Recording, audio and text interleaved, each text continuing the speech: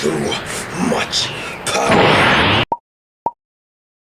Dragon Ball Z Kakarot. Actually, well, maybe Dragon Ball Z Gohan is one of the best anime games I've played in a long time, and probably the best one I've ever played. If I'm gonna be honest, that with like Xenoverse, and then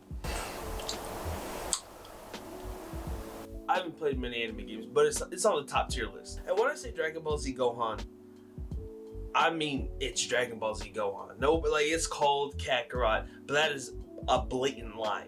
For about 70% of the game, you're playing as Gohan, which at first I was mad. I was pretty beat off because it's Goku's story, but then the way they shifted it, you either come to terms with it or you just don't like the game.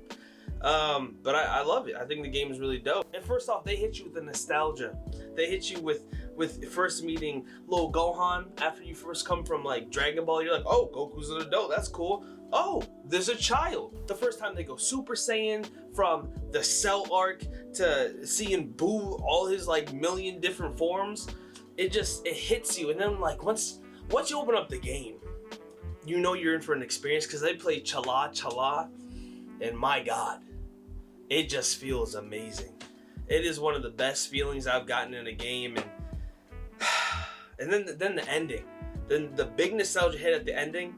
Once you heard like Vegeta's like little speech, and you know like they saved the day, you just feel like, dang, I'm 5 again. I'm sitting down in front of the TV on a Saturday. Like it hits you in the gut, and the good feeling. And then the open world. The open world is massive. It's beautiful. It's all the grass moving, and even when you fly, your hair's moving, but you see so many characters just around. Like there's Nam out there, Android 8, like there's a bunch of towers from this dude.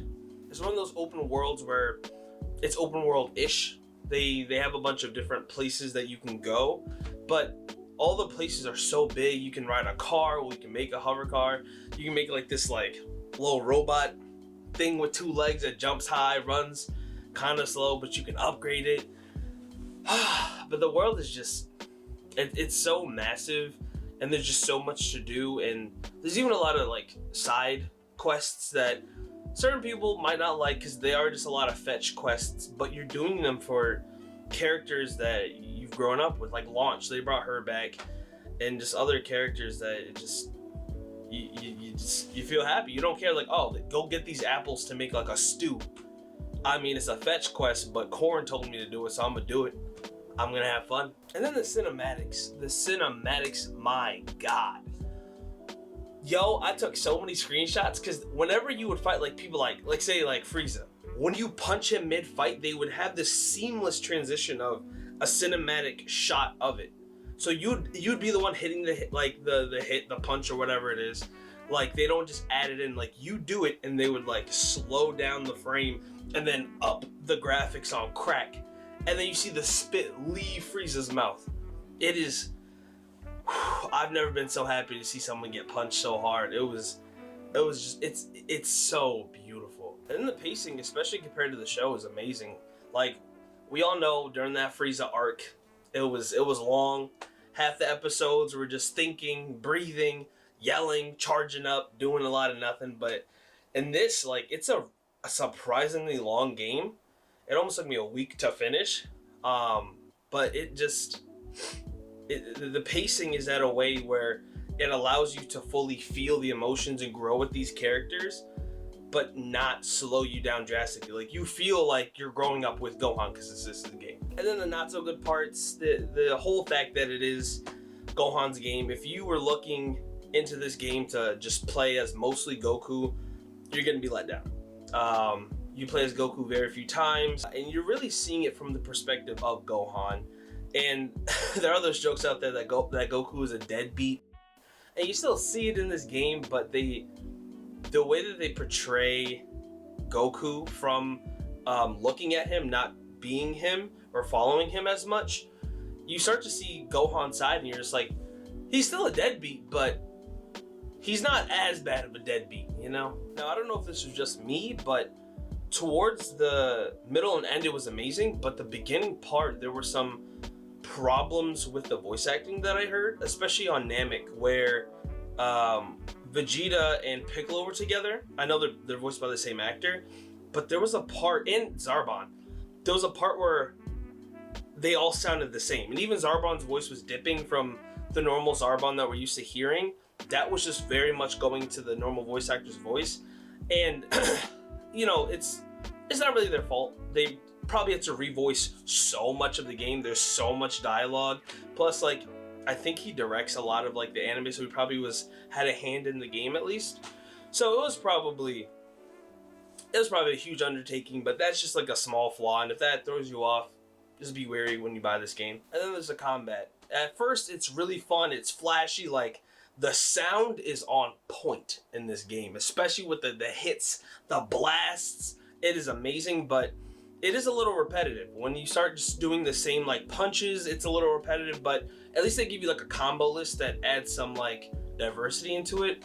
But still, after a while, like, I was so used to Xenoverse, where you just have so many different combos and so many different hits that you could do, like all the just different like stamina breaks and stuff like that. I'm used to that. So coming to this game, I wish they had more.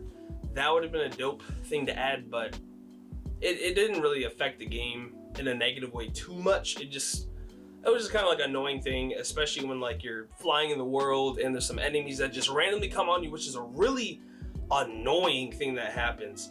But other than those things, it's not that bad. And then the skill tree. The skill tree is kind of pointless in my opinion. Honestly, if you just have food before a fight, you're good. Like, the skill tree is honestly not that important. I found like they may like increase my my abilities. They even like the community chart, I guess it helps, but like I barely paid attention to it. I wasn't even going and putting people where they should have been on there. Like, I put Android 16 on the gods chart just because he's one of my favorite characters, and I think he deserves to be brought back, but he can't for some reason. So I'll put him on there because that's my guy. He's a god in that show for me. But it didn't affect the gameplay in any way, really. So that one, I feel like they should have spent a little more time in. But in conclusion, it's a flawed but fun game. I think it's one of the best anime games to come out. You really get to see all the characters. You get to see more of Piccolo, more of Vegeta, especially like the annoying sides of Vegeta. And it's a great time to fully grow up with these people. And you really feel, especially when Gohan, after he defeated Cell and his dad died, you see him feel all this guilt of like, I am the reason why my dad's dead, and I also need to get stronger to defend the Earth.